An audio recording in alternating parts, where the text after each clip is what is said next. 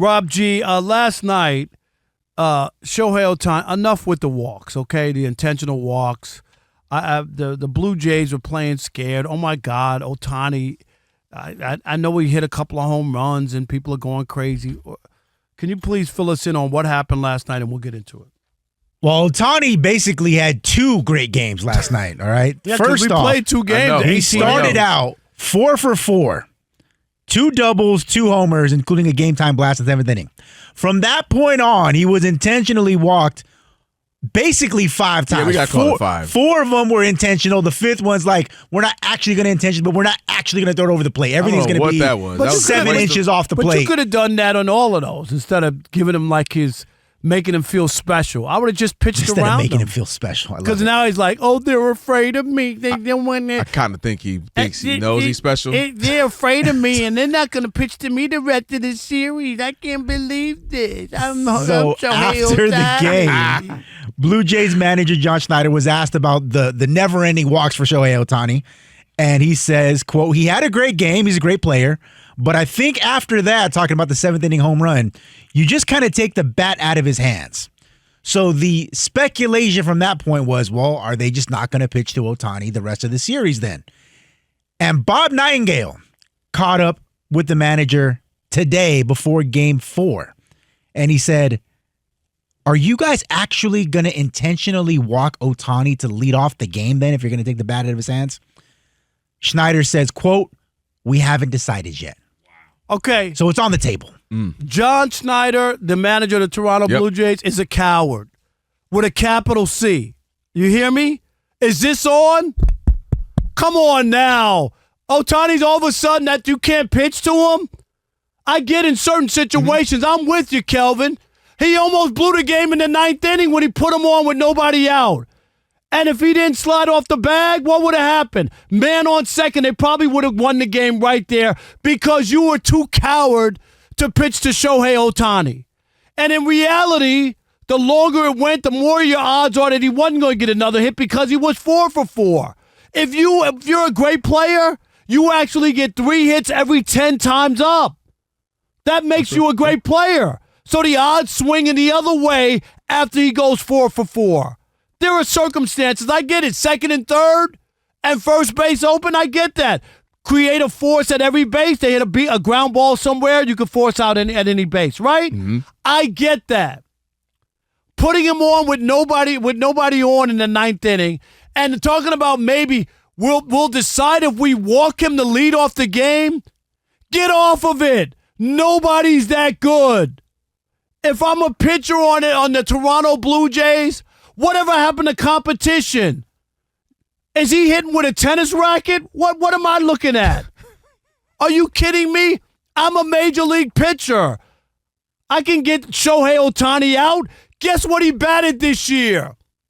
280. Guess what he was batting before last night? 225. Stop it.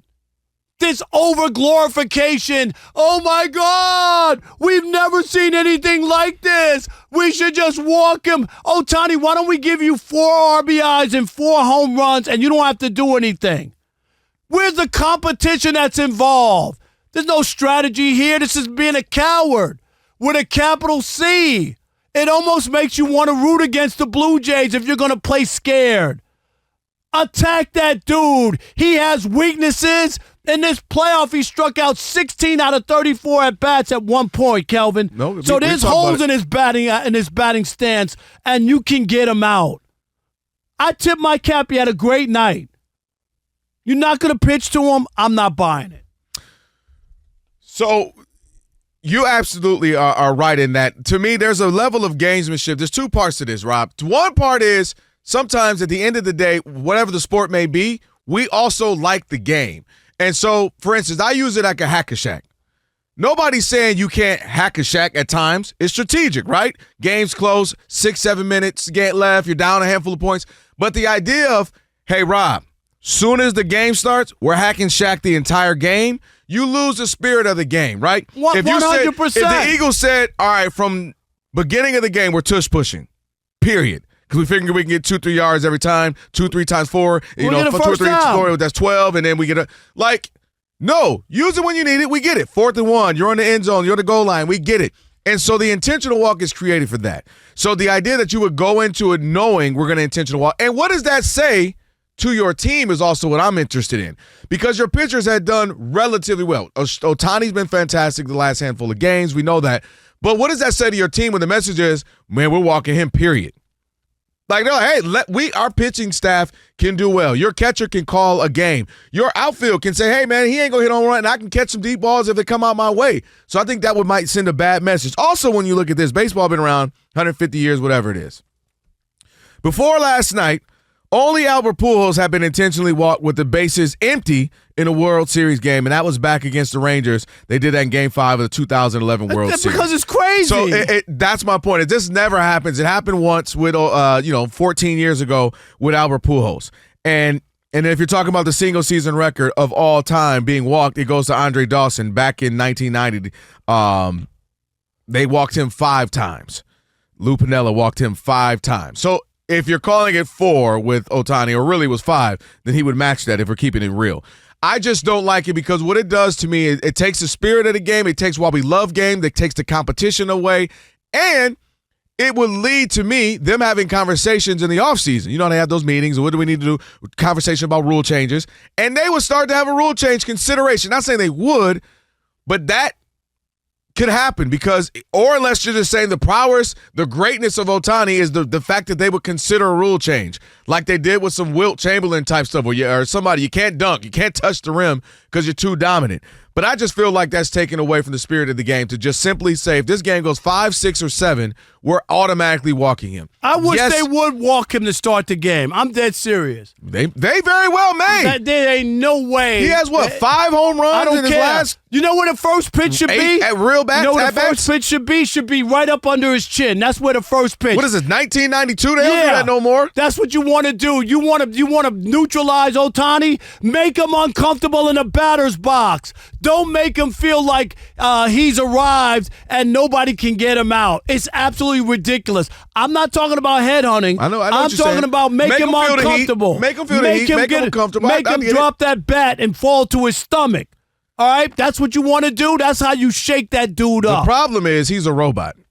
And he would literally get back up, put his bat on the home plate to see how far his distance is, and get right back to it. You know what the craziest part of this is, too? Is that if they walk him, don't walk him, whatever, he himself still has a chance to beat them today on the mound. If he goes 6 or 7, he might get shelled today. That's true. But I'm saying the fact that he has a chance to, after what he did yesterday, after what he done before earlier. If he gets shelled today, if he goes 7 innings and gives up 1 and his team, puts up 3 or 4. 7? Oh, man. Are you kidding me? He went 6 last time. I'm going to say he goes 3 innings and he gives up 6 runs. How's that? That would be the easiest bet. I'll take that. Right. I ain't going to lie. Was you shooketh? When I told y'all Clayton Kershaw, Rob G, you too, get some of the smoke. That's not what you said. I told y'all he was getting in. No. That's not what you said. I don't remember. All I said was Kershaw was getting in. No, he not. Rob G. I don't remember that. He said to close out the World Series. Well, they didn't know they needed more. They didn't know they needed more. No, that was. Did they know they needed more? No, they thought it was over. No, they did not. They were like, "Come close this thing out." No, they didn't. The game wasn't. Please stop. He's doing it on what's tomorrow? Wednesday. Everybody, let me tell you something. Everybody, all Dodger fans had brown shorts thinking, oh, my God. You know who else had brown shorts? Did you see his wife? Was she like, oh, my God? Man, she was going through it. The shorter shorts. High shoot. Tight pants. And the minute he got out of it. Tighter pants. Is that AI? What? No. There's no way I said that. That's Rob Trump right there. That's Donald Parker. The shorter shorts. Keep going. The next one's tight pants. That ain't me. Tighter pants. That's Donald Parker. All right, Rob, so they're watching us right now, which means another thing they can do is what? They can subscribe. All you got to do is hit that button, subscribe to The Odd Couple for some of the best sports talk content in the nation. Facts, and while you're at it, they can like, they can comment, they can share. Do all that for us. We appreciate it. Just do all that right up in here.